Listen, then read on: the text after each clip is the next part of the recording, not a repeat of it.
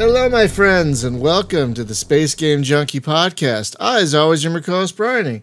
Brian. I could say my name. Brian. Jesus Christ. Already starting off great, you guys. Already starting off fantastic. And doing it live. Yeah, F it. We'll do it live. Joining us, as always, thankfully back from the hell that's been 2021 for him, is your co-host, Jim. Kidney stones. Not recommended. Oh, God. I've heard nothing good. There is nothing good. You want to talk about climb the walls for 7 days waiting. Oh, God. Yes. Like all the oxycodone in the world can't make it quit hurting. Oh, God. But I'm good now. Thankfully. Yeah, and you were having internet troubles for a while, which is why we lost it. Oh, yeah. Internet's finally straightened out. They actually managed to chase that down to a particular house in the neighborhood. What? I don't know what was happening in that house. It was probably some kind of OnlyFans interference. But it was like certain times of the day, there was like RF signal coming out of there. So I don't know. Maybe that's where Doc Brown lives or something. Are they making a Faraday cage or something? What are they doing over there? Jeez. Also joining us is your co-host, Spaz. Hello. You may recall Hunter is out for a while. He's still in the midst of a move. He's moved to Ohio and still not settled into his new place yet. So hopefully we'll get him back soon. Hopefully pretty quick. I talked to him the other day, and he's finally settled into the apartment where they were at. So now it's time to move to the house. So good. Yeah. So it's like, well, as soon as you get comfortable, time to pack again. Oh, Jim, random question. Dapper Dent asks how it feels once the kidney stone is out. Like, it just feels like nothing, which is beautiful. Which is what you want. Yeah, that's what you want. Yeah, it took like 4 days afterwards for everything to finally like settle back down. Oh my gosh. Like a lot of swelling, and yeah, it's not cool. So I still have to go to the doctor on the 5th, and they're going to inject dye in me and like CAT scan and watch my kidney do its thing to make sure it didn't get jacked up. So I'm looking forward to that. Oh, getting older. It's great, y'all. Well, they say that the only thing that compares to like kidney stone pain, and I'll say gallstone pain too, because I did one of those, and it feels identical. The problem with gallstone pain, and they say that it's a lot like child labor, right? And all I'm going to say about that is chicks get it lucky, because that only lasts a day, not 7. So don't at me, ladies. I don't know. I don't know if there's ever been playing with fire there. Yeah, you really are. Yeah, send your complaints to Jim at sorry. Folks, we have a guest this week. Chris, where are you calling from? I don't remember. I should have asked before. Durham, North Carolina. Oh, wow. So you're not Jim, how far is that from you? I don't know. It's slightly to the west. I could probably hit a rock or throw a rock and hit him. Yeah. Where are you at? I'm in Youngsville. Oh, yeah. Okay. Yeah. So I should be to the east of you, actually. Yeah, just straight down 56. Yeah. Yeah. Okay. Probably under an hour. And the only reason of that is because of the small roads. Yeah. 25 minutes tops, probably. But anyway, so what are you doing in Durham? Making games, apparently.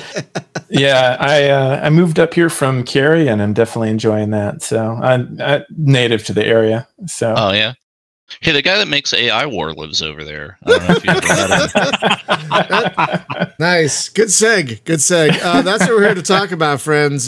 Specifically AI War 2, because this game, I tried to count how many updates you've put into this thing since you were last on about 2 years. I lost count. 2 years ago. About 2 years ago. I couldn't count. I didn't have time to count that high, because you have just been slaying it with the updates to this thing. Folks, if you're unaware, this game has gotten dozens of updates. It's changed a lot. Multiplayer is in beta right now, and you're about to release one of potentially 2 new DLCs this year. Yeah, it's been a lot of work, kind of prepping the ground for multiplayer and for a lot of we wanted to put into the future DLC. And so and a lot of it's been laying groundwork for mod support and so forth too. So it's been a lot of technical work and balance work and just kind of, you want to make your foundation as strong and tidy as possible before you jump into kind of the extended content. It's kind of like it's turning into Stellaris minus the community anger. We have a lot of crossover in people who do both. So yeah, some of our modders do both. That's cool. What kind of mods? Oh, good. Sorry. Oh, what kind of mods are you getting? Like, I haven't looked through the workshop lately, so what are people making for you? Actually, we're not using Steam Workshop because that's a real pain, honestly, and it doesn't work with GOG. And so the approach that I've been taking is with any mod that's of significant enough, size and maintenance quality, whatever you want to call it. We're just like, we'll just package it with the game because they're small, and then they're uninstalled by default. I mean, they're not active by default, but you can just go into the menu and just turn them on, and you don't have to download anything. And that's worked out really well because it makes it so much easier than having to load from a server and find all these sort of things. And so most of them have been content type things like different factions. Some of them have greatly expanded a couple of factions. There's a Kaiser's Marauders mod that the Marauders were one of the earlier factions in the base game, and it's kind of patterned after a faction of the same name in the first AI War. And you know how it is when you're developing new stuff. Badger is the developer on our team who made those, and he just got better and better at making factions over time. And so his earliest ones are both his least interesting ones and the ones he's least interested in. But some of the other modders were like, well, we'll adopt it for you, and in some cases they've made some changes that just get rolled back into the game proper, which I was really surprised when I've gotten into Factorio lately, and then I was like, oh, another developer that does that. That's amazing. I had no idea. There's got to be more than just the two of us too. But they were like, thanks to all our source code people who have contributed code back. I'm like, that's why you have so much quality of life right in the game. That's what it is. I mean, aside from selling like hotcakes with that game. But, that's amazing, though. That's amazing. Yeah. Yeah. You might want to talk to him about how he pulled off multiplayer, because I saw a game that had like 200 players in it, and I was like, wait, holy what? Crap, what? Yeah. It's been an adventure with the multiplayer, I will say, for AI War 2. And some of that has been because I needed to have it. Like, normally RTS games are deterministic, so everything happens the same on everybody's machine. And so that's been mostly the standard since the late 90s. And we've done that with most of our titles that were multiplayer, except for like Valor Without Wind. Those are more like, those two games are more kind of like an action game where you're in partial sync and things are being correct. Then there's, fewer actors moving around. But when you've got a strategy game number of actors, usually the conventional wisdom is you must use deterministic simulations. But we made it massively multi-threaded, and for a while that was seeming to work in a deterministic fashion, but then it just kept breaking. And then it was like, oh, the other thing that's required for deterministic simulation is massive code discipline, and that does not equal mods. I mean, you know what I mean? Because at a large company that's making a multiplayer game, usually there's like one or two network programmers who like wander through everybody else's code and then come by their cubicle and wrap them around their ears and tell them, okay, here's how you broke it again, and it's like, you called this random number generator for making the birds chirp, and that is now breaking multiplayer because you should have been using this other random number generator. Stupid. That's a real example from Age of Empires 1. They used it in their article explaining their stuff, where it was seriously like if birds chirped on one of the machines but not the other, then it caused cascade of events that would cause a desync in the game to break. And oh my god. Yeah, seriously. I mean, that's how sensitive it is. And so I was like, well, I can't really do that. I can't expect that level of determinism, that level of code discipline from modders. So I came up with this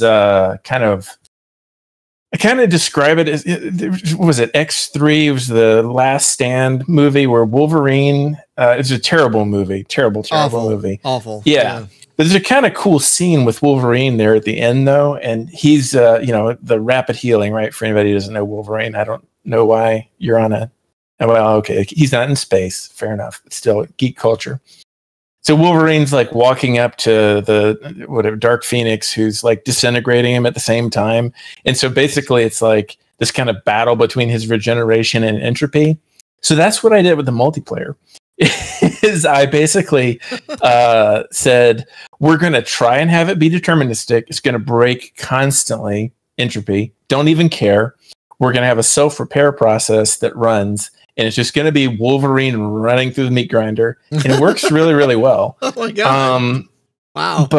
And you don't see that. But it's a really unique way of running the multiplayer, and you can make egregious code errors, especially in mod area type code, and it'll recover from it within a second or two. And so, the worst thing you're going to do is like up the bandwidth very slightly or something. But so I have a question about how you structure this whole thing in memory, right? Mm-hmm. Because you have ships that are individual fleets, right? And it's like they're all attached to like the clump that is that fleet. So do you iterate around each ship? Like every frame you touch each ship and say, who are you shooting at? How many hit points do you have left? What's going on? And then you go to the next ship. So if I've got like a hajillion ships on the screen, it doesn't seem to bring the frame rate down. So I'm not sure what it is that you're doing there. It's God forbid, like if you were doing actual projectile resolution, multiplayer would be a super zoo. But thank God for hit scan, right? But this is not hit scan, actually. Is it not? Wow. Okay. It's not the particles are homing, the projectiles are homing, but it is doing projectiles. And then once the projectiles reach their destination, which is usually pretty fast, then if they have an AoE thing, then that essentially does an area of effect hit scan at that point. But aside from AoE, things like the beam weapons, those are also hit scan because it's just like an immediate zap in a line.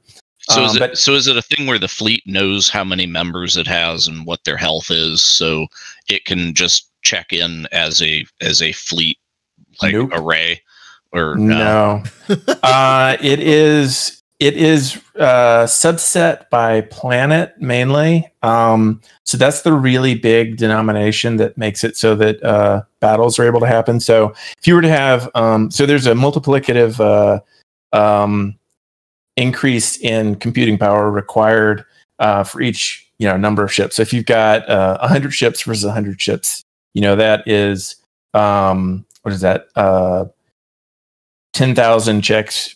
In theory, you need to do probably more than that, really. But if you've got 1,000 ships times 1,000 ships, then that's let's see, add it through. That's 1 million. So you go from 2,000 to 1 million. So you go up by adding like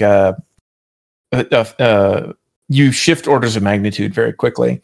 And so the quickest way to keep that from spiraling upwards is to have spatial subsetting. And so for a traditional game not set in space, they have to kind of make those buckets up all the time and it's called like quad trees or oct trees. And here we don't really do that because it's all in space. And the thing that really breaks our ability to use traditional optimization of like quad trees is the fact that normally in a terrestrial game, like, you know that dudes can't shoot past a hill or a house or whatever.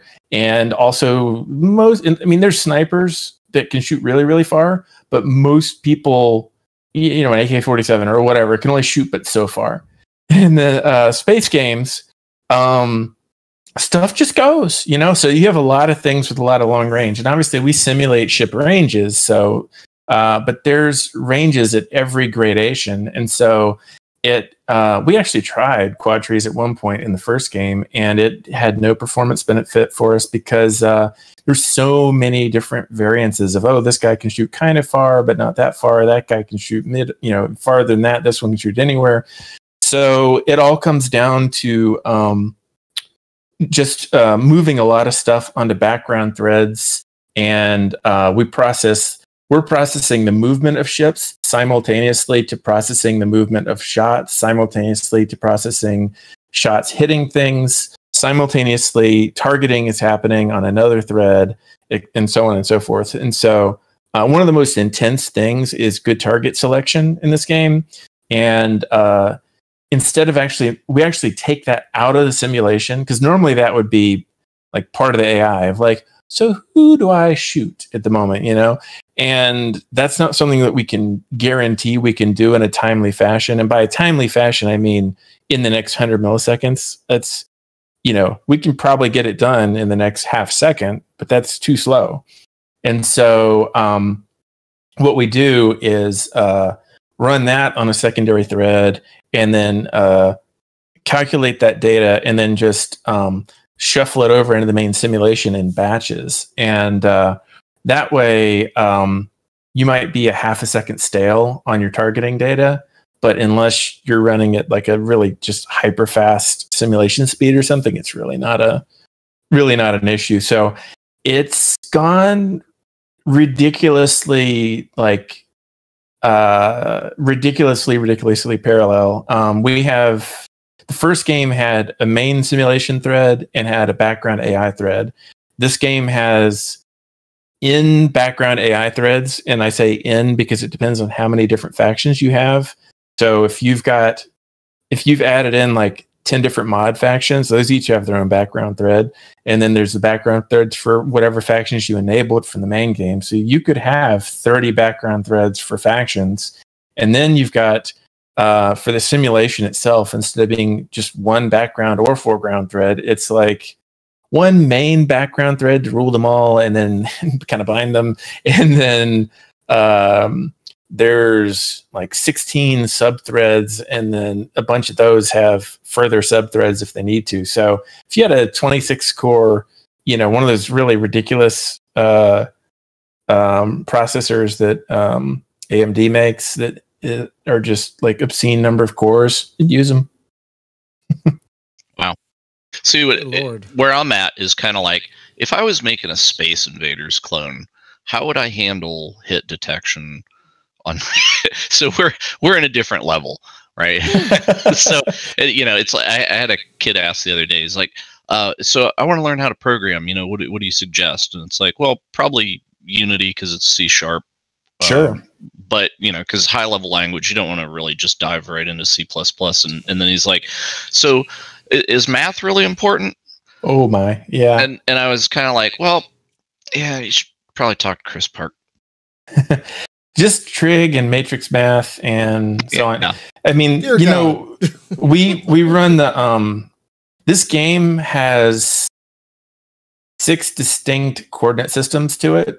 I mean, there's actually more than that but I mean, we run the simulation in one set of coordinate systems using one style of math, and then we translate that into, and so the simulation actually runs at 10 frames per second, which sounds really, really slow. But before anybody jumps on me about that, I got the idea from how physics simulations run. So if you think about PhysX or similar, those also run at 10, maybe 20 frames a second. but then they get integrated into the main game simulation when you're breaking boxes or throwing them around or doing whatever it is you're doing, bumping into a door. They get integrated into the main game simulation, which is running at some other frame rate. And for us, we don't actually have a main game simulation. We don't have a physics simulation either, really. We have our background physics simulation that is simulating all the stuff. That runs at 10 frames a second. And then what you actually see is a bit of an illusion where it interpolates between something from 100 milliseconds ago and what it just got told. And so it's constantly showing you things on a 100 millisecond lag. And that's actually very similar to how physics engines typically work in pretty much any game. And it's pretty similar to how MMOs work, sort of, a little bit. And it's similar kind of to how prediction and reconciliation works in first-person shooter games as well. But it kind of takes a little bit from all of those disciplines and kind of chews them up and blends them together. But it turned out that actually worked out really, really well for the kind of crazy multiplayer Wolverine shredder that I have. Because when we throw in weird data that has to be reconciled, it just does it. Because it already knows. It's like, all right, you moved yourself over 20 pixels. It's fine. I was in the middle of interpolating already. No need to be in a, no problem, man. So it's just kind of funny because normally we would have to do some sort of smoothing or something like that for network purposes. That's a big part of most first-person shooter games. And because we were already doing that, which is kind of an insane thing to be doing to begin with, but we had to do it for performance reasons because we do use Unity, but we use a really specific subset of it because even with their newer ECS system that they have got, it's something they're rolling out that not a whole lot of games use yet. They've been working on it the last couple of years. For one, they started doing it after AI War 2 was already well into development. And for two, it's not as high performant as what I'm able to do just with crazy amounts of threading and draw mesh instanced. Wow. Yeah, I feel like I would have cheated, right? And just made it deterministic and then magnetize the stuff on the screen to what the determinism was. It's like, oh, this guy got hit, so now I have to make sure that thing actually hits him. But, it's like it's kind of tricky. I knew I was going to hit him. Oh, yeah. I mean, the original AI War worked like that for a while. We actually did that, and people noticed, believe it or not. And so by the time we hit AI War 1, 3.0, I want to say, we had shifted it to make it so that it didn't actually register as a hit until the shot got there. The reason people noticed was because they would have a ship that was on a planet, and then like some big fireball thing was coming at them, and they go, and run through a wormhole, and they would hit them anyway. Yeah. And they're like, what the heck, Yeah, see, what I'd have done would have kind of looked like shit by comparison, because it's like the center of the fleet is the fleet, and then everything hanging off of it is just like a particle or something. That way I just determine fleet center versus fleet center and how many ships are left in you, and then render them out there. Sure.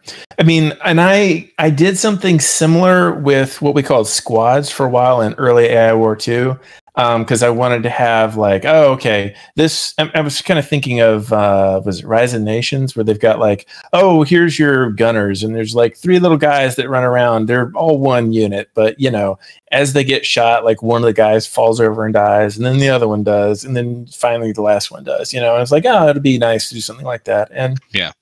I built that framework out, and it worked okay, but honestly, it was visually confusing, and it just kind of looked visually awkward. So, it did hurt performance a little bit because we're drawing, 5 times as many ships for no real reason if you've got a squad of 5. And so I wound up kind of backing that off, but actually there's still a distinction for ship and squad in our code because of that. And they're a 1-to-1 thing, but each squad has 1 ship in it. My background comes from like as a teenager, which was very long ago. But a lot of like tabletop war games, like Warhammer and Napoleonics miniature stuff, right? Where you have a stack of dudes, and if you take 5 guys, you just take 5 guys out of the stack and consolidate it again. And, right. But that doesn't look so great in real time on the screen. It makes sense on a table. Right. And but it's just trying to get my head around how would I do this in code and not make it look like ass. And I haven't arrived at that, which is why you're making the game, not me. Well, we did wind up implementing some stacking proactively, because I mentioned the kind of multiplicative exponential costs that you wind up getting with the numbers of units. And so we do have a thing that will put units into stacks when there's huge numbers of them, but it's usually the smaller units. And then we have code that's like dealing with the stack of units versus individually. And then if there's less going on, they split themselves back out. That keeps the frame rates up during the really, really crazy, or not frame rates, because actually the frame rate and the simulation speed are totally decoupled in our thing. So typically you could have a frame rate of 120 and you could have a sim speed of 50%, and it's, and that's a problem.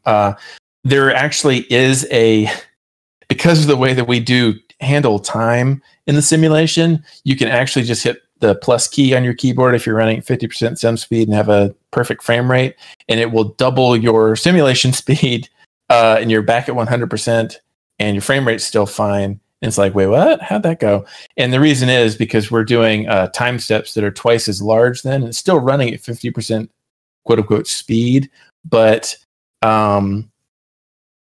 it's doing 200 milliseconds worth of work every 100 milliseconds. And since it's taking 200 milliseconds to do that 100, it works out the same. And so it's kind of funny. It makes it really robust to slowdowns. Whereas like the first game, when the simulation got slow, you were kind of hosed. I mean, that was one real thing behind completely re-architecting the sequel was, how do we make this truly massive, and how do we make it okay, there are going to be edge cases, period, end of story. What do you do when it gets stressed? Not if, but when. Like, somebody's going to have the weirdest situation possible, or they're going to have a mod that lets them have 10 million things. And we have, you can turn the stacking off if you don't want to have that, or, you can choose not to up the simulation speed, all the different things. But we have it through our kind of lengthy early access period and alpha period before that even. We've hit as many edge cases as we could and made it kind of react to those in different ways to keep the speed up. And nowadays, if you run into like a really late game situation where it's tanking your simulation speed, well, just hit the plus key a couple of times and you're back up to what it feels like it should be. That's cool. So when did this DLC come out? Because I noticed you got one that's out, one that's coming real soon. Mm-hmm. Yeah, the first one came out last February, so right before COVID. And then this one is coming out. The second one's coming out May 18th. And then I see a third one in the pipe too. Yeah. Yeah, this second one was originally slated to come out last May. And then I was running very, very behind with multiplayer because multiplayer turned out to be this like mind-bending sort of a problem, and actually had to kind of invent this new bit encoding. Like normally there's byte encoding. That's not precise enough. That's too bytes are 4 bits, right? And so you actually had to drop it to a bit compression that is actually more compressed than gzip, which is kind of cool without actually compressing anything. It's this kind of crazy format that we use. And originally Keith Lamont had come up with it, and then I refined it a bunch and was like, wow, I've never heard of anything like this before. And then I was talking to some other developer from another really large company. I don't remember which company it was. It might have been Epic. And they were like, oh yeah, one of those, and I forget the term they had for it. Yeah, we do one of those. And I was like, oh, there's nothing in like public literature that I've ever seen about this. But apparently some of the other, like some not other, but some of the AAA companies are doing that sort of thing. It's just like, oh, okay, cool. We call it buzzsaw binary, but whatever. And so there was a lot of stuff that had to kind of be invented in order to make this work and work with mods really, really well and all that sort of thing. And that wound up taking a long time. And, my kids were home for the first months of COVID and so forth. And I got remarried right at the start of COVID as well. And my wife is a doctor. So, of course, that put me on kid duty versus her. And so because I was the one with the flexible schedule at least. And so that put me behind by about a year. But Badger, who I was working on the DLC with, he just kept trucking away. And he just kept adding features. And we passed a point where it was like, okay, this is like the DLC, the end all DLC. Like this needs to cost like more than the base game if we do it like this, or like every other DLC we could possibly ever do is going to seem like ridiculously tiny because this has a year's worth of stuff in there. So we're like, I guess we're just going to split this in half. And then it's still like each one is respectively our largest DLC already. Like it was just like absurdly too large. So breaking it out this way, it's able to be something where you can kind of pick and choose what you actually want. If you're a customer who's not sure you want all that, or if you want all of it, hopefully, then it's still a really good value for money without going like, let's fork over a game's worth of money for it. So what I'm curious about is all these updates you've put out. I mean, multiplayer is a big deal, but what would you say are the other main thrusts of all these updates you've put out over the last year? Because I played it when it came out, and your game makes me feel stupid. I'm sorry. You have a great game. I love your game. Don't get me wrong. It makes me feel like a baby man. And so I returned to it after not playing it for a while because it makes me feel stupid. And I had to say, I had an easier time clicking with it this time around. So I'm just wondering what you've changed and added since it came out that has made it a little more approachable for a moron like me. Oh, it's been a lot. We had two major release numbers since 1.0 that stand out. There was the 1.3 version, and that was really more on the AI side. There were some things that Badger had come up with called fire teams, which like majorly improved like the coordination of the AI and its ability to just murder you basically. And so that was mostly built around all the various factions becoming way, way, way smarter.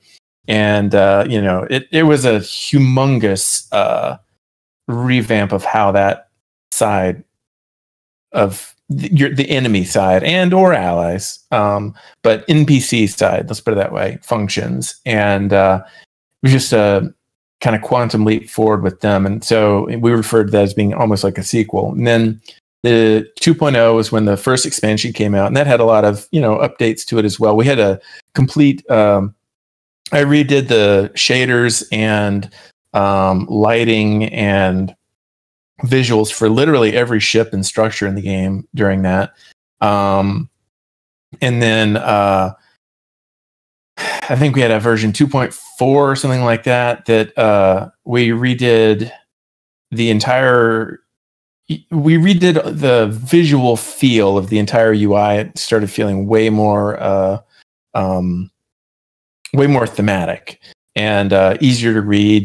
Just it was a huge, but mostly facelift sort of thing. But in some cases, also helping with usability and cutting down on text in certain places and making it so that you could get contextual text in other places. And then the most recent thing has been our version 2.8, which just came out 2 weeks ago, I think.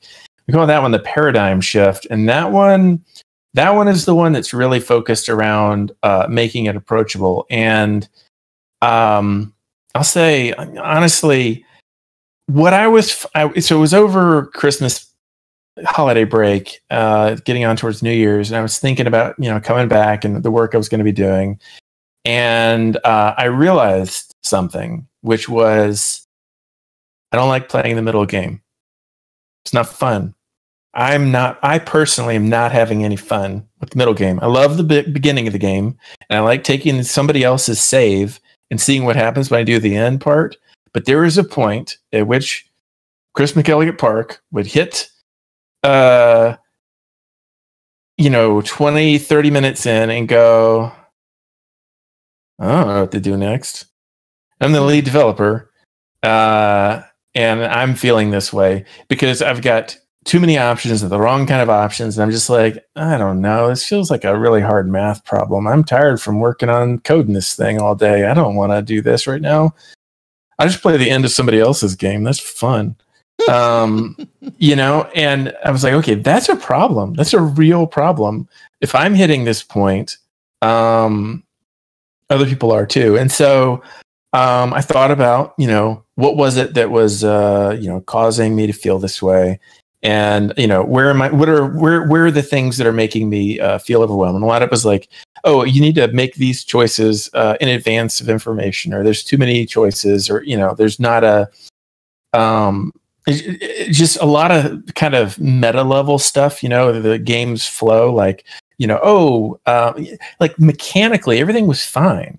There were no like mechanical problems that were making it not fun. It was a decision-making point and it wasn't a matter of like what information was being presented. That also was fine. You had the information you needed, sort of, but there were certain things that you couldn't scout. And you might the problem was you might find out later on in the game that you had made some choices in what technologies you chose early in the game. You're basically boned later in the game because of that. And so what most people would do is they would float some science and say, I'll just not spend this for a while. Let's see how long I can not spend this before I choose the optimal whatever. And so that was the number one problem. And there were a bunch of other things that kind of stemmed from that. There need to be long-term consequences for things, for sure, like certain things that you just don't come back from. But there's overall two different driving forces in a game like this. There's kind of the sandboxy, roguelike-y, whatever you want to call it, aspect of, let's see what I find, and I'm going to make what I can with what I find. And then there's the other side that's I have an idea in my head, I am empire building, and I want to do what I want to do. And those two things have to kind of meet. Uh-oh.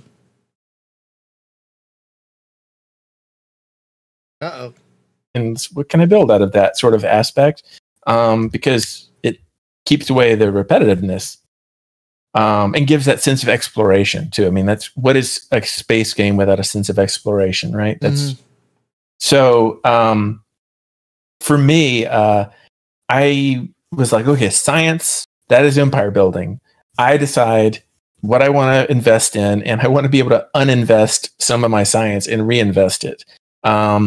And then we have this other, we'll go ahead and call it a currency for purposes of our, but a resource for purposes of our discussion here. And that's hacking points. And before the 2.8 version, you really had a lot of them because it was one of those things where it was just kind of a feature that was added in the first game, kind of after my time with it, really. And we'd added it in this one because people expected it. I didn't really have much interest in it. So it was one of the worst interfaces in the game. It just wasn't very polished. It didn't really have all that many options. It wasn't all that exciting.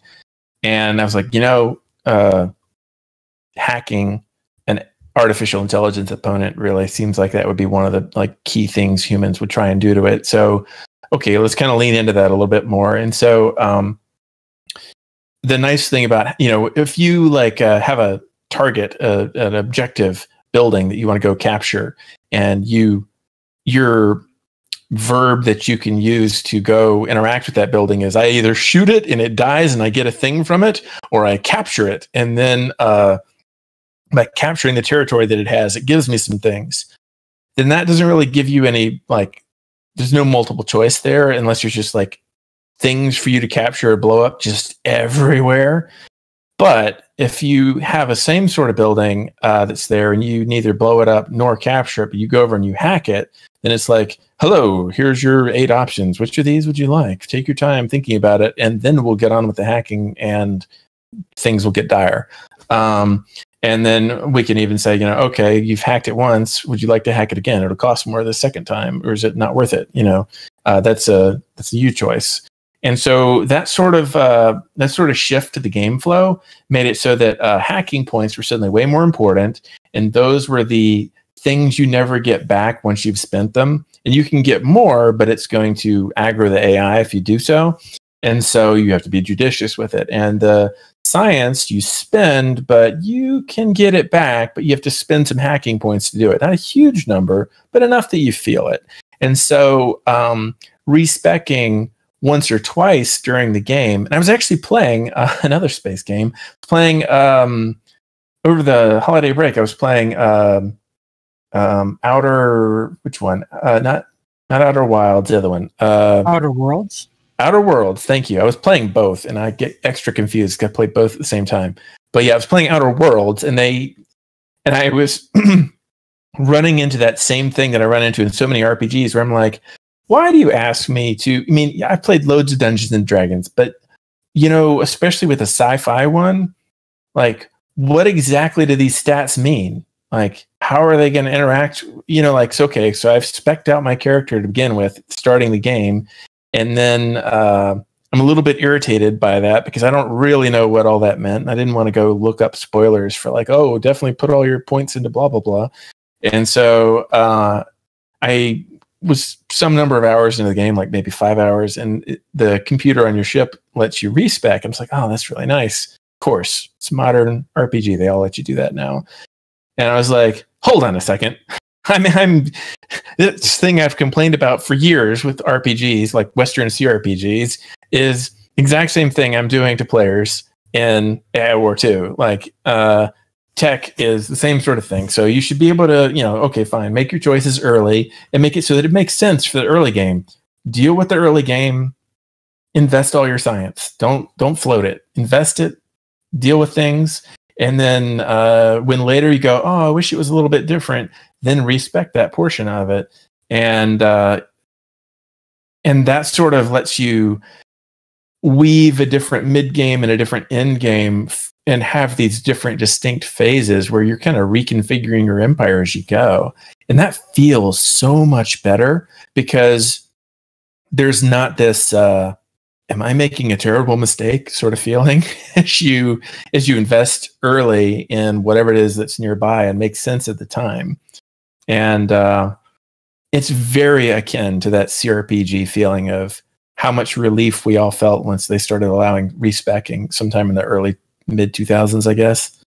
So that is, and that's probably the most prominent example, but there's just, there's literally probably a dozen categories of things that change there. I mean, just the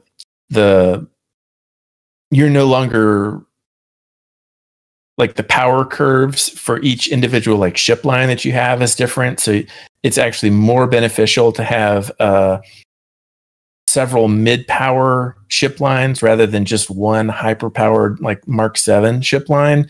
And that's a lot more fun because you get more ships out of it. You get bigger battles, and you get things that can be complementary with one another versus, well, I've been investing into this one so far. I've got really no choice but to just finish it off to 7 because that's optimal every time. At this point, you get a return on your investment all the way to Mark 7, but there's diminishing returns after the 4th mark, which encourages not playing so deep in one niche, but instead kind of expanding and then seeing how well your tools kind of work together with one another and having like maybe 3 lines that you're maining instead of just one. And all of those sort of things in combination, plus Badger's really been working hard on like giving some contextual like journal entries that pop up for new players. You know, hey, we noticed that you're just kind of sitting there. Have you considered this thing that's over here in your particular game? and stuff like that contextually notices what is happening in your specific game and gives you a hint not even really a hint, but a suggestion. And you can take it or leave it in that early 20-30 minutes of the game. For people who skip the tutorials, that makes a big difference. I don't know who's skipping the tutorials in this game. I don't know. That's a terrible idea. It is. Folks, if you haven't played this game and you're thinking about playing this game, do the tutorials. Just not only they're short. They're pretty short. They're not long, but there's also a lot of reading involved if you want to go all in. I love how much like in-game documentation you have because it's necessary. But it's also very well written. Thanks. In the first game, we were directing people to the wiki all the time. And in the second game, the wiki actually looks really super bare because we put all of that into the game itself. And so the little bits that are on the wiki, other than the release notes and some things like cheat codes and a few other random bits and bobs, some modder information, I guess. But like most of like game information, it's so much easier to just put that in the game and have it reference real stats and all that. And at some point, I need to relearn how to do like an XML import into MediaWiki. There's some tools that you can use for that, so we can just have the online wiki also be as up to date as the in-game stuff. But Civ has been doing that since like Civ 4, maybe, with the Civilopedia. And I was always impressed by that too. Like who goes to the Civilization wiki? I mean, it's all right there in the game. So I find that really helpful. Yeah, it's nice to be able to have it open on a second monitor, though. That is true. That is true. Yeah. So I guess what the community is really wanting to know is when are we getting space legs? No. With space legs? No. People say they want space legs, but they don't really want space legs. But by God, you're getting space legs next month. No one wants space legs. Being able to walk around on stations or planets. Yeah, like. Yeah. People say because you were talking about your like mid game problem, and you're like, it's mid game. I'm kind of bored. I don't know what to do. And Elite was like, I know, space legs. We'll let you run around. It's this fixes nothing. Yeah, it's so funny because I was thinking about doing something like that. I had kind of a wild hair idea of before I kind of came to my senses and did actually other people brought me. I wrote up one big long document that was way too long and it would have been like changing the game far too much. And people were like, that might be good for an AI War 3, but maybe not do that for AI War 2. I was like, all right, fine. I'll do something much more conservative. But one of the things I was thinking about was like, it would be straightforward to like, make it so you can walk around with some characters on the ships in between like more kind of episodic missions as a campaign instead of having the whole galaxy be all in one place. And again, that would have completely destroyed the AI War flow, but I was like, that'd be an interesting other mode to play in. Or you could do it like or a side game or not like a spin-off 3, but spin-off, you do it like Eve, right? You let me make a very detailed character, and you even have like an eShop where I can buy clothes for the character. But there's only one room you can walk around in. No. Or do it where you first person, you can never see your character after that. Even better. and do it in VR. Do it in VR. There you go. Eve is still in that state, though. There's one room you can walk around. What? Yeah, I thought amazing. I thought they got rid of that. They probably dropped it. Yeah, but I'm just saying, like nothing ever happened. It was just like no. But what? Honest to God, whenever I watch this game, like playing itself, because I don't know what I'm doing. It does better than me. But oh my God. But whenever I'm attempting to play this, I'm thinking about like how Distant Worlds universe, where they're simulating like all the civilian traffic flying around and like all these other empires doing their thing, and it's just like you can just grab a ship and just be like, I'm you. I'm not going to worry about all the rest of that, but we're just going to run around and figure this game out. And that's like the only way I ever figured that game out. But I look at like what was that game?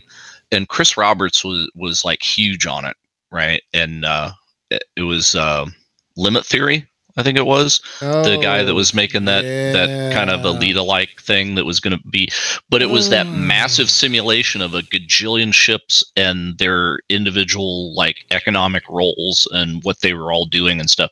And I look at this and I just see like this is like a beehive going on here, and I'm just wondering like, well, if AI War 3 was like the rebuilding of humanity after this, right, where we actually do just go out and settle the worlds or whatever, and then it's like more of like an expansion and economic thing or something, and then you still have to deal with like, you know, assholes that are, you know, because you have to shoot something, but I'm just wondering, you know, like how much of a adaptable would this engine be to, instead of just like glomming together in fleets, if these fleets all actually had like little AIs thinking about like, what's my job, where do I go?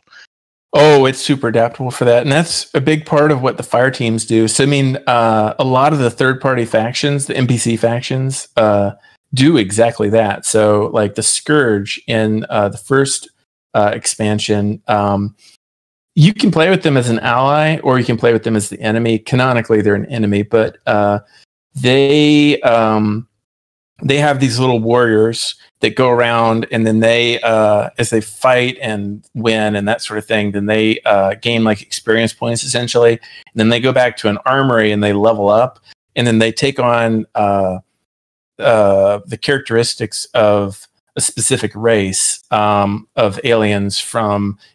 It's all one combined like Arcenverse, but the races are originally from the Last Federation or from AI War, and so it's like, okay, this is now like a Peltian warrior, and then if it keeps leveling up and doesn't die, then it goes back to the armory again, and it can become a hybrid, which it's like, okay, now it's a burlesque Peltian warlord warrior, and those get really terrifying.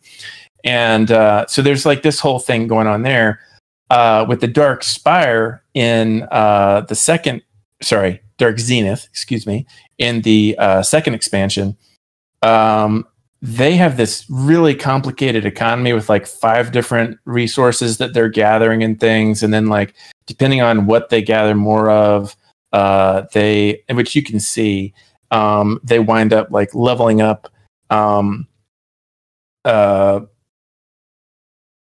They have different variants of their ships that are like more aggressive or more defensive or whatever, depending on like what sort of resources they've been gathering more. And so you see that kind of like bleed out into the military, but there's also the civilian stuff going on. And so, you know, Badger has done most of the pretty much all of the factions thus far. I've been on like engine and infrastructure and targeting and multiplayer and things of that nature, and you know, he's very military minded. One of the things I'm looking forward to doing in the third expansion is doing the Ninzel, and I plan on having a more robust economic simulation within that. But one of the most popular mods that we have is by a guy named Starkelp, and it's called Civilian Industries, and it's another one of those ones that's like packaged with the game, but you can just turn it on. And what he did was he basically made a little human sub-faction that's kind of your buddy, but you can't control directly. You can, I think you can put more than one in there. I'm not sure. You can put at least one in the game, obviously.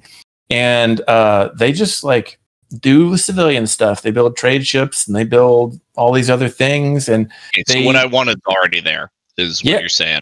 That's via a mod, yeah. But in the case of being a friend, yeah. I mean, the Scourge is if you enable them as your ally, then that works too. But The civilian industries works pretty well as being just kind of like ambient defense, because they do like kind of Minutemen sort of thing.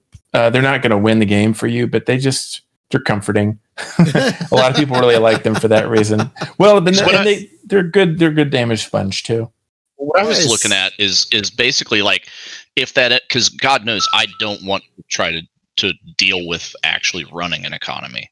Yeah, I mean, there's games for that, and I'm bad at them. So, it's but here, since we're pretty much a pure combat thing, then you have these guys. It's almost like an escort quest, right? Right. It's like, hey, here's this civilian thing, and it's going to expand, and it's going to do its own thing, right? Yeah. Don't let them get killed.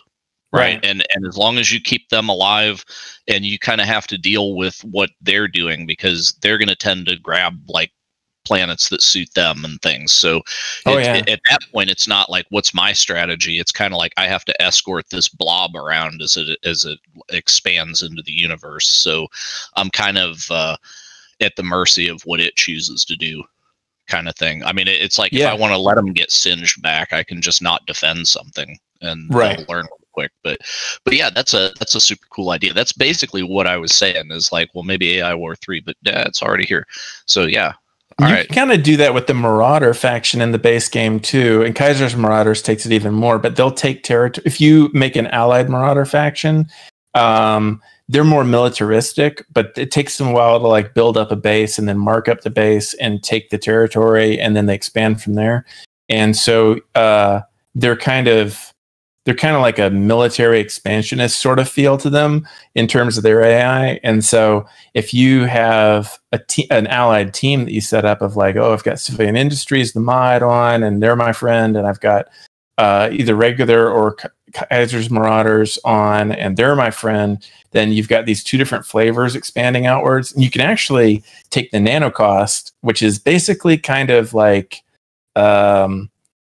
sort of Borg-like, but kind of distributed Borg in some ways. You can make a friend out of them as well if you want to, or you can make you can have like a three-way battle instead of a free-for-all as well if you wanted to. You can do a bunch of different things. But anyway, you can set up a bunch of different scenarios, and those guys, they all have different ways that they expand, and like it's sort of predictable in the sense of like what their goals are. It's not like you don't know exactly what they're going to do, but you know how they think after you've played with them a few times. And you're like, okay, these ones want like a planet that they can like crush and then really build up, or these ones want, to hide under your skirts essentially, or these ones actually thrive where the enemy is strongest because they take them over and zombify them, and that makes them stronger. So they aim paradoxically for where the enemy's, most fearsome. So there's, you can get a bunch of different flavors of that. And, all of that is just in the base game or mods before you even get into DLC. So, because you said this is all kind of one Arcen verse, right? So the dragon guys from the last Federation, are they going to show up? They're the one race that's not, because the last Federation, like the last one, right? Yeah, that one, the one that lived went off way out of our galaxy and is in. There's a game we did in 2016 called Starward Rogue. You play as that same guy. Last Federation and Starward Rogue have the same protagonist, but it's several billion years later. Oh. So in Starward Rogue, it's getting on pretty close to the heat death of the universe at that point, and that Hydral guy has been like bumming around forever, and he hears a mysterious signal, and he goes over to this, like, finds this megalith sticking out of the side of a star, and there's like this robot guy who's like, hey, come help get me out. And he's like, all right, fine, I'll send in one head at a time. I'm a Hydral. They grow back. So you're piloting little mechs through with one of the Hydra's heads as they go. And part of the reason I had no idea that's what was in the mech suits. Yeah. Okay. Yeah, it's in the trailer for the game, but it's not super explored in the game itself. There's some lore that's in there, but you have to kind of look for it. It's what about the raptors? Can we like release raptors into the enemy stations? So that's also part of the Arcen-verse. That's back around the same time as Bionic Dews, but that's back on Earth, which got nuked out of existence. Well, something happened to it, and Earth no longer exists. I know what happened to it. Raptors. The Raptors were one of the several things that people were trying to take back the planet from the kind of early, fairly crappy AI that were spreading along the planet. I mean, Bionic Dews, the kind of general gimmick with that was that each type of unit had some sort of bugginess with it. And so, it would move incorrectly every other time or shoot incorrectly every other time. You could predict it always had the same bug, each type of thing. And so you were way outnumbered, and by exploiting the bugs of whatever it was you're fighting, that was how by upgrading your own mech and all the things, that was how you get through it. But the different bugs of the units and predicting on each turn, okay, I know he's going to shoot wrong this turn, so I can afford to ignore him, and it made it into kind of a puzzle sort of tactical game. And I just have the mental image of we need to kill everybody on this space station, so you take a dock full of raptors and you just shake it up like a 2-liter of Coke, throw a Mentos in it and hook it to the dock, and all the raptors just blast in the door. Yeah. One of the things that we introduce in the second DLC that's coming out on May 18th is smacking planets into other planets. So that'll also do. What? You told me that DLC. Okay, right. that's great. I was already going to get it anyway, but now, I'm just... or since you can tow planets, what about if you don't make your payment and they impound your planet, or if you illegally park your planet? For the most part, they move on their own. They're called Nomad Planets, and you can either play where there's just one or something that's kind of wandering around, and you can go on there and you can hack it and say, "Hey, steer this way," and then it will steer towards whatever your target was, and you have to kind of deal with the enemy response to that. Hey, what the heck did you just steer our direction? And if you can survive that, then what about a planet with little kitty ears, and then you just get a laser pointer? So there is a Nomad Galaxy though, which is just insanity on wheels, and that's where basically every planet is a nomad, and so the entire wormhole network is just bonkers because they connect and disconnect as they get near to one another, and so basically the topology of whatever you started out with as the original map just kind of melts and reforms constantly. And it takes a little while, but you never exactly know what you're going to be connected to. Yeah, that sounds great. Continuously flux. Yeah. Oh, that's wow. bad shit, sir. Congratulations. That's great. Yeah, that sounds amazing. It's kind of one of those more sandboxy ones. I don't think anybody looking for a normal strategic challenge would play that. You're not going into that going, I am going to play really well and have an excellent strategy and best the AI in this. You go into that because it's let's have some fun. Let's see what the hell happens when I turn on these. I'm going to unleash the nanocost, and let's have a Zenith Architrave invasion over on this side, and let's have the galaxy be Nomad Planets, and I don't know, civilian industry's got my back. Let's see what happens. That sounds like a really cool, dumb thing to turn on in multiplayer, though. It'll just be hey, here's welcome to the amoeba map, where it just continuously oozes around. Yeah, I mean, there's a lot of interesting things you can do in multiplayer, and one of the things where and a wormhole opens up, and you're I couldn't defend it; it just showed up. So it wasn't me, boss. Yeah, exactly.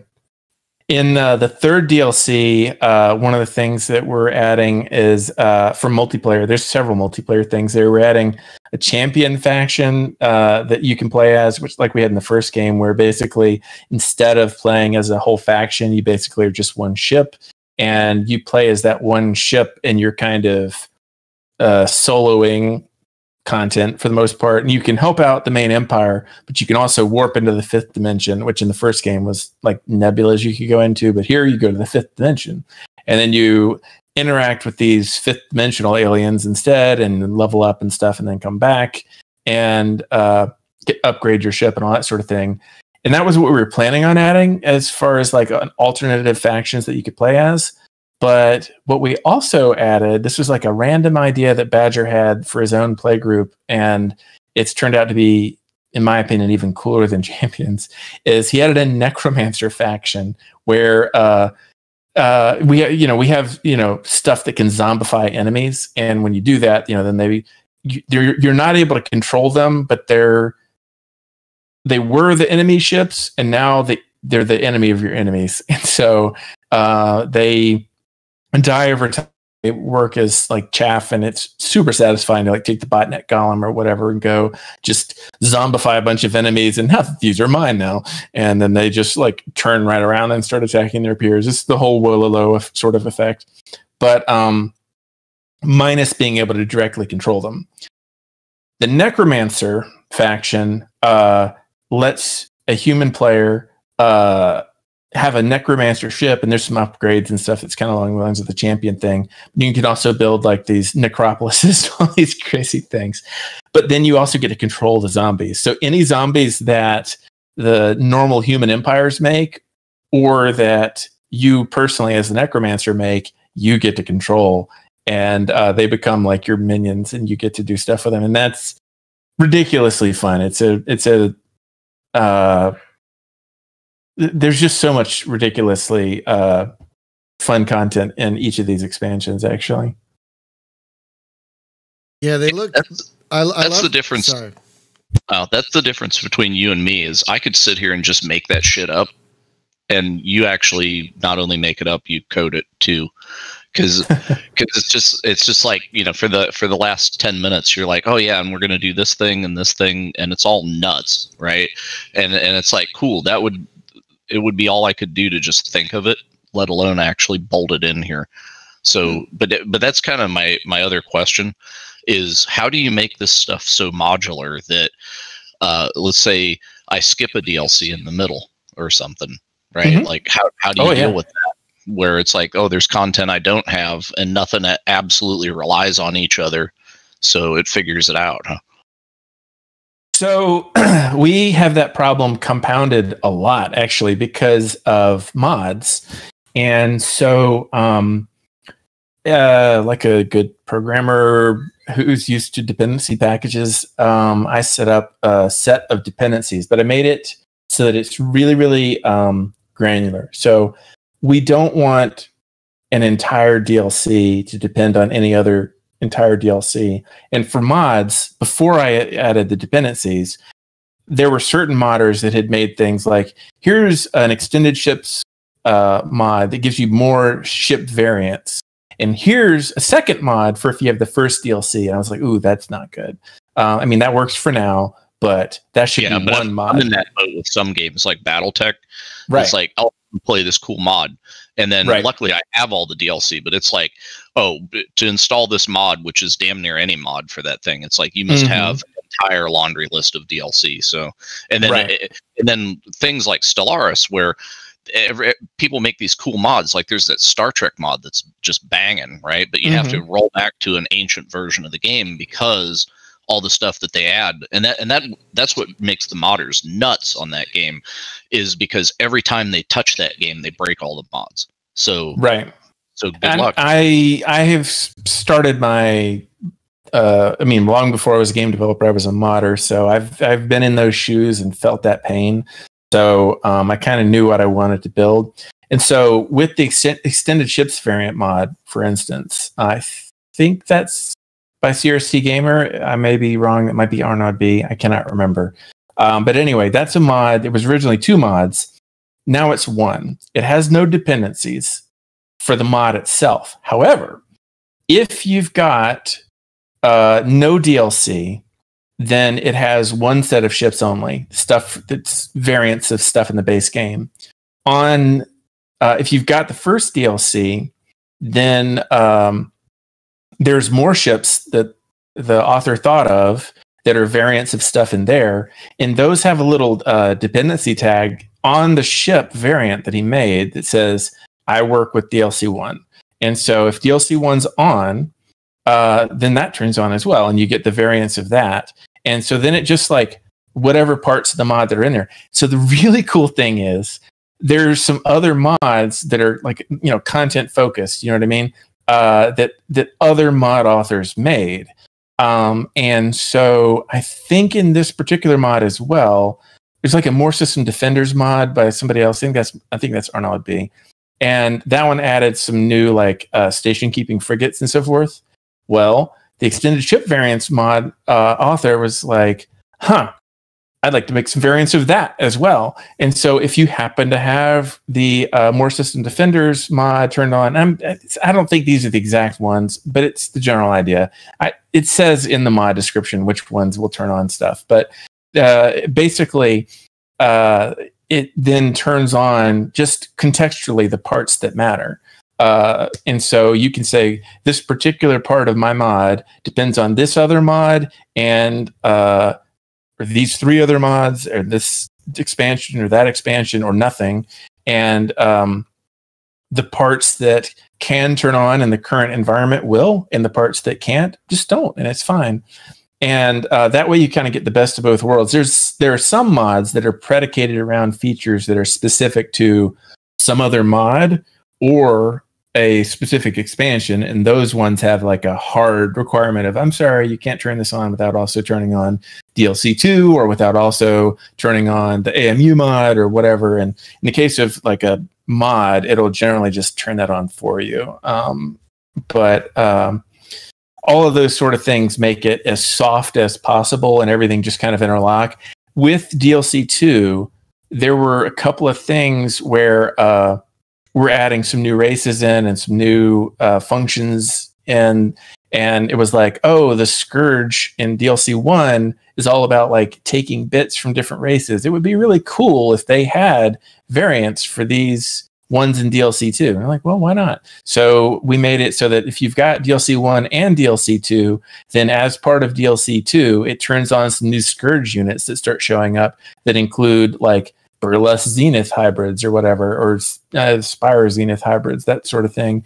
And those are only there if you've got DLC 1 and 2, but it doesn't break anything if you've only got DLC 2. It just doesn't add Scourge units because you don't have the Scourge. But and there's actually a couple of AI types, flavors that are in DLC 2 that require both DLCs, but again, it's not an exclusionary thing. It's meant to be like, hey, this is a cool thing that we could do, but it requires both DLC. So we're going to put it in there because we want to do it, but it's not like a extortionate attempt to try and get you to get both. Like there's ridiculous amounts of content that is completely isolated that you don't have to have.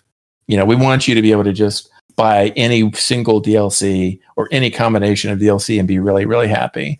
But if you happen to buy in combo, then, well, that was an easy thing to add to say like, well, what if we had an AI that used things from both, you know? So we did put those in. It's additive, not penalizing. Right. Yeah, it's a great attitude. That's the premise. Yeah, it's really fantastic. So is this kind of like the sunset of AI War 2? Like you're going to get this wad of DLCs and start looking at AI War 3, or are you going to like maybe more DLC? I feel like you've got it at this point. I don't know what else you do. Well, we've got a lot of other ideas, and we've been having more and more volunteers who have originally were modders who, you know, have really cool ideas, but maybe can't do the art for it, or various other certain code things they can't quite do, but they could do like the ship design or whatever. And so what we're looking at probably doing throughout this year is doing some like kind of single function micro DLC that is like, one of the cool ideas is like these vassals where like you can where basically it can then hook into a bunch of different mod factions or like civilian industries or whatever, or hook into or Kaiser's Marauders, or hook into stuff from the base game and from the expansions, and let you kind of give them orders as quote unquote your vassals, right? And that's one thing. We're like, you know what if we just like put that out there as like a, I don't know, like $2-3 thing that is just this little micro mod. It says real high concept. It's, you know, the title of it is pretty much describing what it is.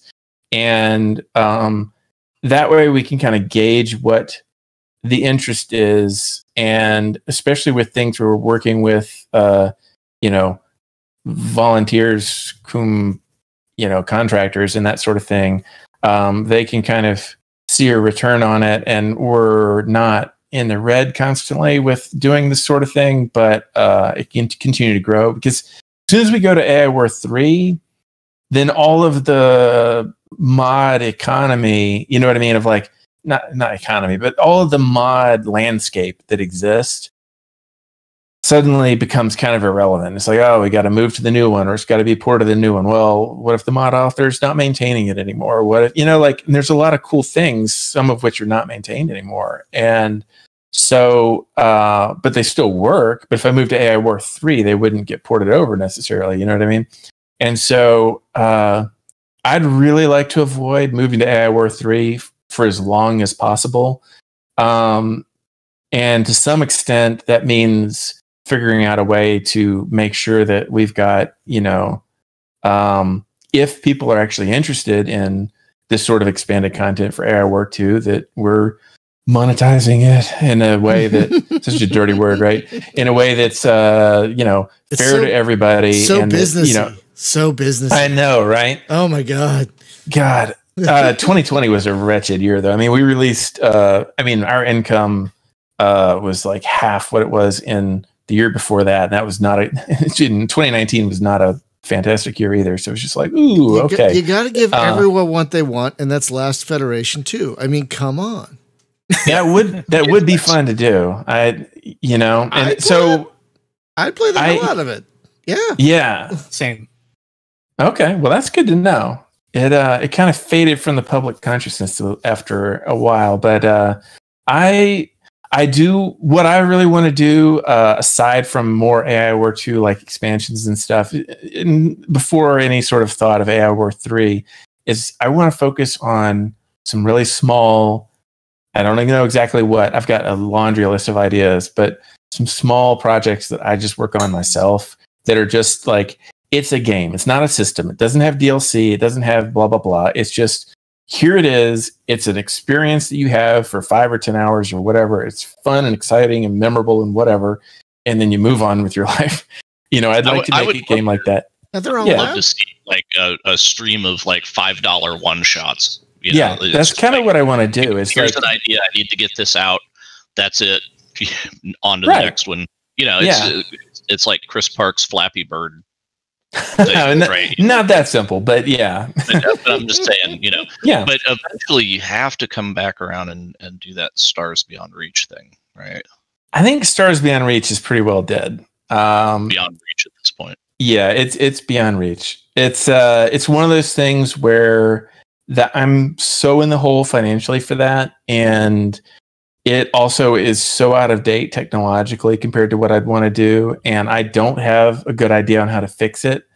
And using the assets and so forth that are there would mean that I would also have, there's a lot of royalties and so forth that would be tied up in that. It's just like, there's so many things that weigh it down to where it's just like, it's so very dead. And the idea of making some sort of 4X is still really appeals to me. And the idea of making, you know, the idea behind Stars Beyond Reach at a really broad level was basically, let's see if we can mash up Risk and that sort of crazy storytelling that happens out of Dwarf Fortress, like Boat Murdered, and a 4X game like Civ, and a little bit of SimCity in there. And wow, that's a lot of things to mash up. That's just too many things. And I just never could figure out the mix. So maybe someday, you know, I hope to be doing this for another 30 years or whatever. Maybe someday I will approach that general cluster of concepts again. But prior to that, I'd really like to focus on, the intersection of like 2 ideas instead of the intersection of like 4 or 5.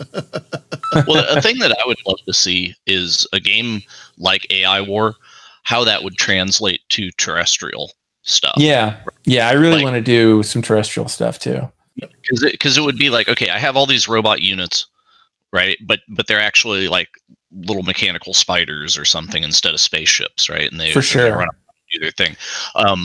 But okay, so here's a dumb idea, something you'll never do. Did you ever play Microsurgeon from Activision? No, I didn't. Television days. Okay, so you remember the movie Fantastic Voyage? They shrink people down and then oh god, I loved that as a kid. Okay, so Fantastic Voyage, the 4X, where you are a nanite colony inside of a body.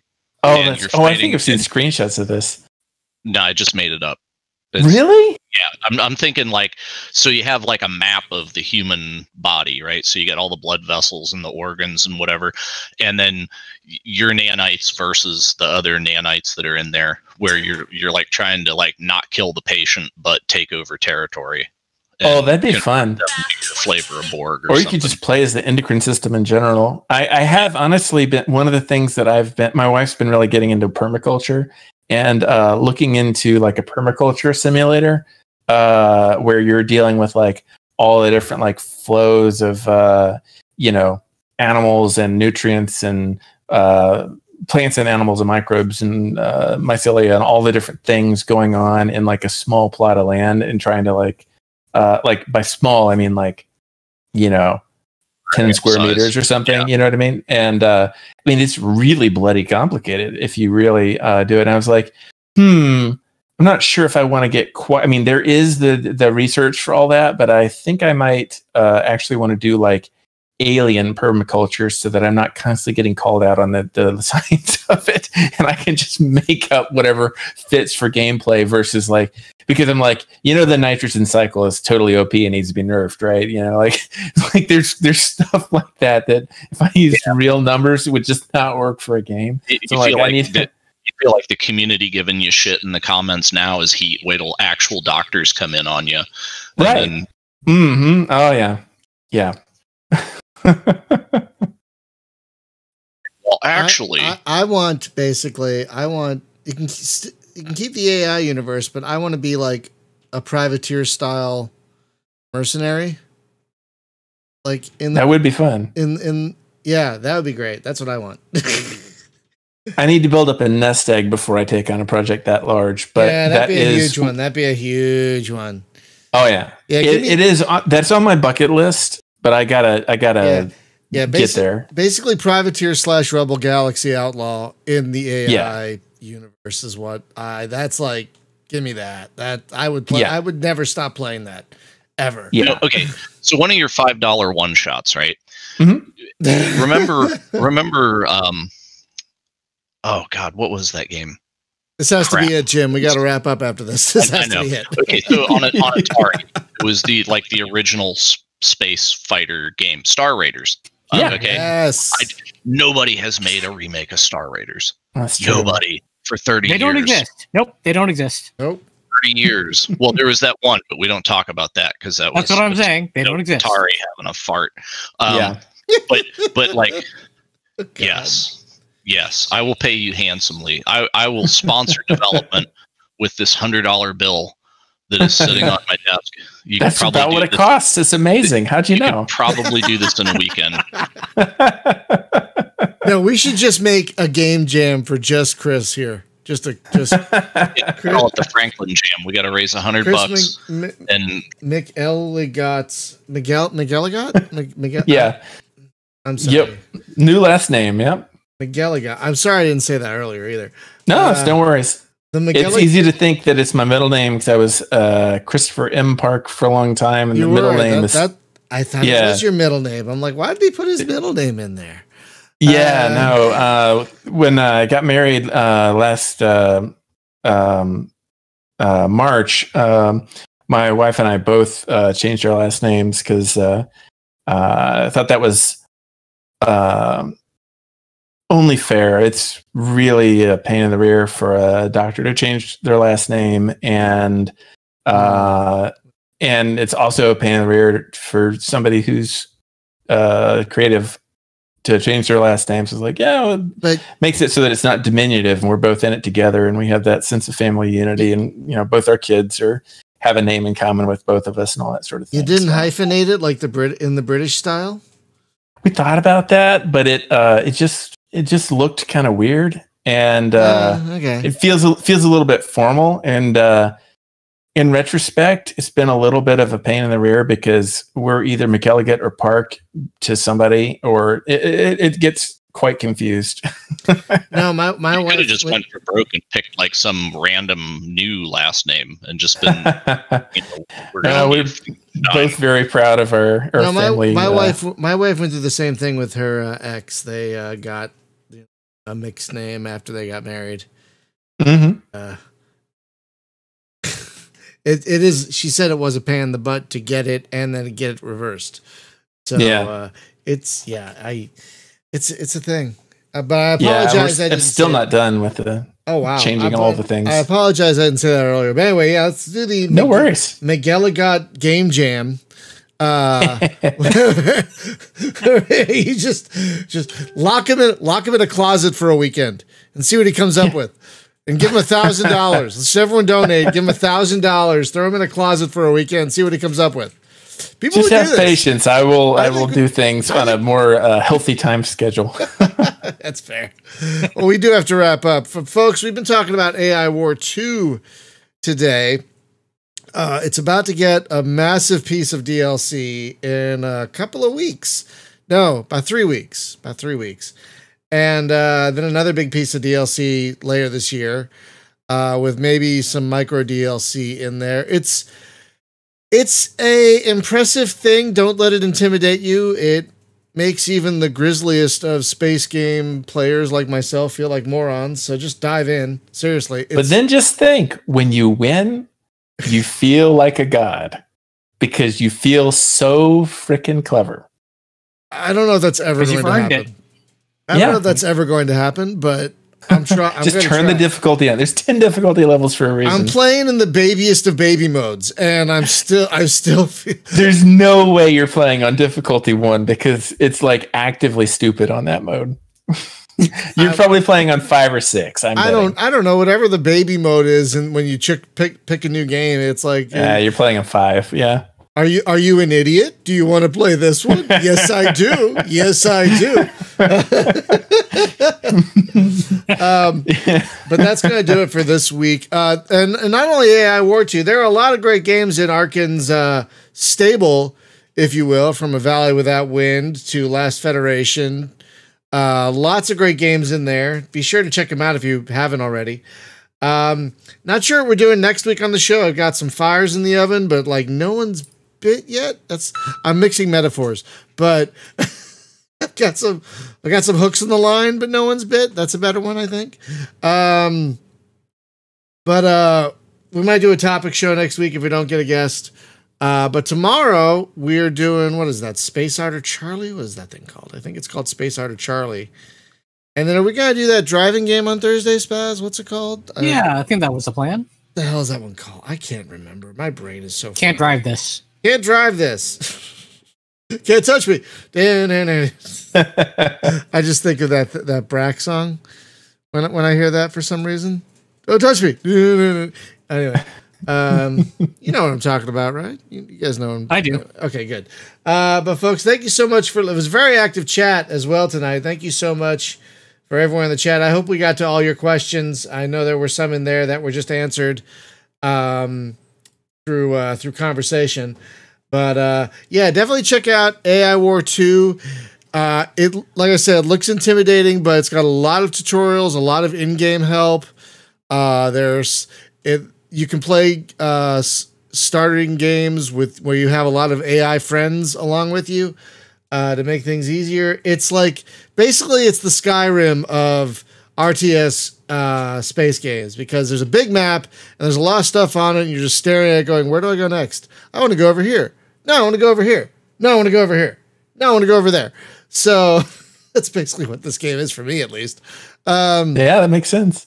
There's a lot of good YouTube tutorials that are updated for the 2.8 version as well. Oh, yes. The meta changed entirely. Yeah. So Strategic Sage and Explorminate both did tutorial series for the new 2.8 version. And I just have not had time to watch them. Is it they are up there. Explorminate episode? Because you just did an interview with them too, didn't you? I did. It just went live today, but we did it almost a couple of weeks ago. Well, thank you so much, everyone, for listening and watching. Chris, thank you so much for coming back on. I'm glad. We're also glad to see you still trucking along with AI War 2, and we hope these new expansions really give you a jolt in multiple ways. Appreciate it. But thanks everyone for watching and listening. Always a pleasure. And we'll see you next time.